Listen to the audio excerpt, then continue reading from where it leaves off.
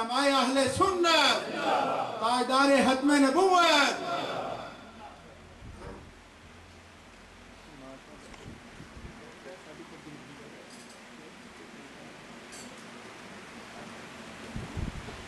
نحمده ونصلي على رسوله الكريم وعلى آله وصحبه أجمعين، أما بعد، فأعوذ بالله من الشيطان الرجيم.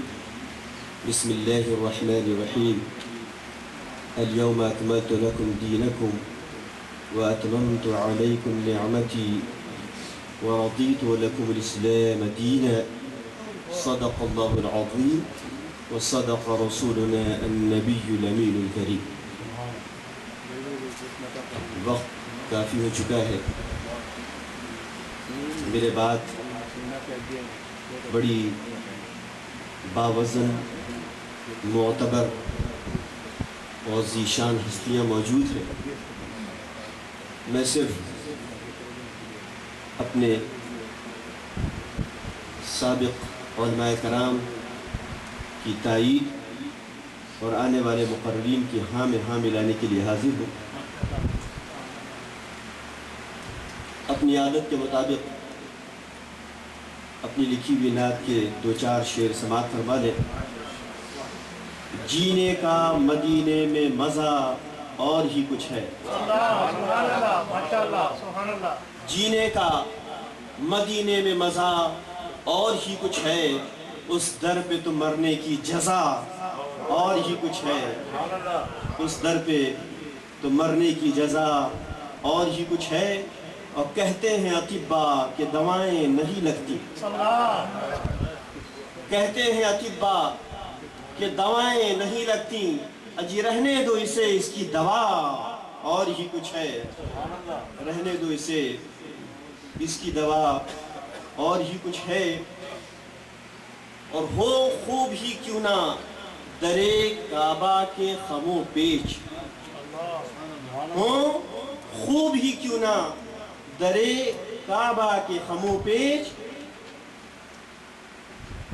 شوخی خم زلف شہا اور ہی کچھ ہے، شوخی خم زلف شہا اور ہی کچھ ہے۔ اور یاد رکھیے گا کہ ایک صحابی رسول جن کی آنکھ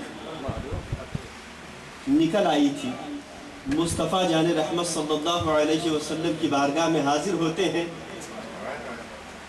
آنکھوں کو ہتھیلی پہ رکھے ہوئے یہ سنبھالتے سنبھالتے حاضر ہوتے ہیں۔ مصطفیٰ جان رحمت صلی اللہ علیہ وسلم نے آنکھ واپس رکھی، لعاب دہن لگایا۔ سنیے گا، آنکھ اپنی لیے ہاتھ میں حاضر تیرے آگے، آنکھ اپنی لیے ہاتھ میں حاضر تیرے آگے، کہتے ہیں لعابوں میں شفا اور ہی کچھ ہے، کہتے ہیں لعابوں میں شفا اور ہی کچھ ہے۔ اور کہنے کو تو دنیا میں طرحدار بہت ہے، کہنے کو تو دنیا میں طرحدار بہت ہیں، اس خوبرو برتر کی ادا اور ہی کچھ ہے، اس خوبرو برتر کی ادا اور ہی کچھ ہے۔ اور یہ مقطع کا شعر بے خود بھی ہے، مخمور بھی، سمجھے نہیں نامی، بے خود بھی ہے، مخمور بھی، سمجھے نہیں نامی، اجی یہ عاشق مدنی ہے، ہوا اور ہی کچھ ہے، یہ عاشق مدنی ہے، ہوا اور ہی کچھ ہے۔ ایک بار درود پاک پڑھیے گا، اللہم صلی علی سیدنا مولانا محمد مبارک وسلم صلاة و سلاما علیک یا رسول اللہ۔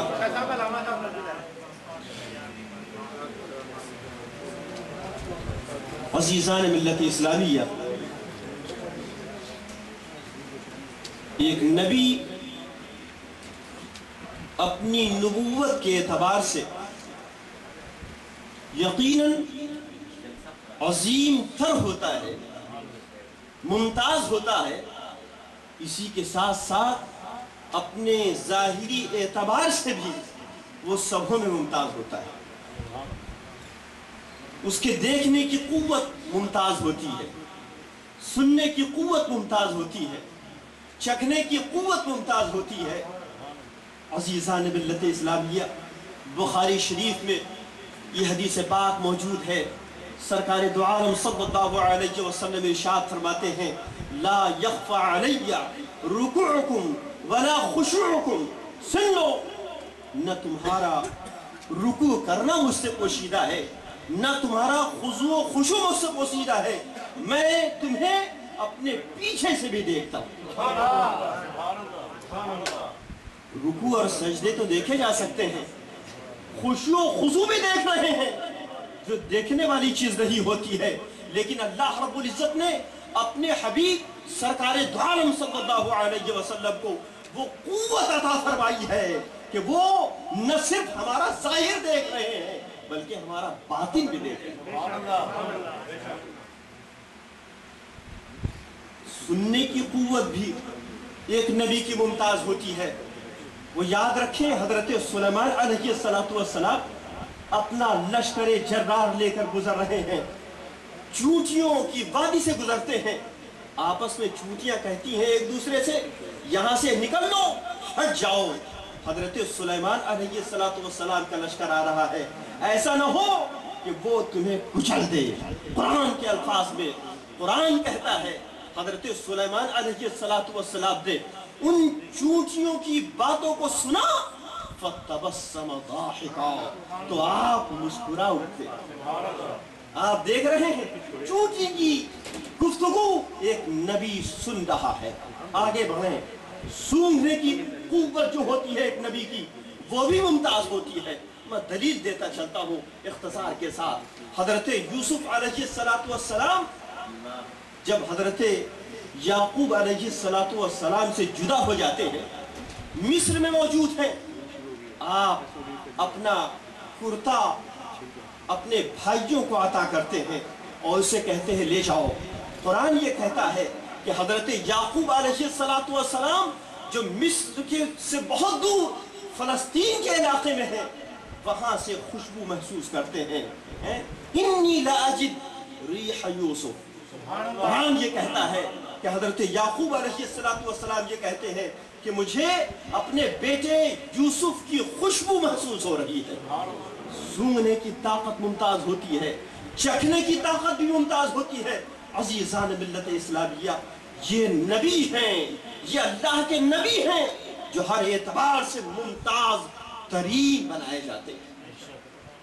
मुझे याद आया मस्जिद वजीर खां में हजरत अल्लामा इकबाल साहब अली रहमत व रिज़वान, उनके ज़माने में एक मुनाजरा होता है और मुनाजरे का जो टॉपिक था वो इल्मे गैबे रसूल था कि रसूल अकरम सल्लल्लाहु अलैहि वसल्लम को इल्मे गैब है या नहीं है। मुनाजरा जारी था।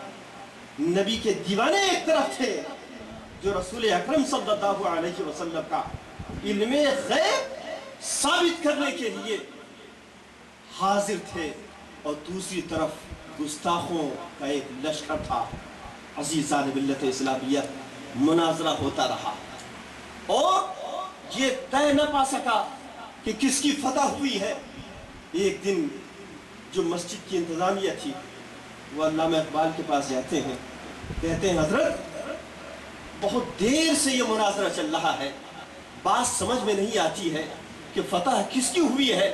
ऐसा क्यों नहीं करते कि आपको अल्लाह ने बड़ा इल्म दिया है, आप चले फैसल की हैसियत से बैठ जाएं, दोनों के दलाइल सुन लें और उसके बाद फिर अपना फैसला सादिर करें। सुनो कितना बड़ा आशिक रसूल था, अंदाजा लगाओ।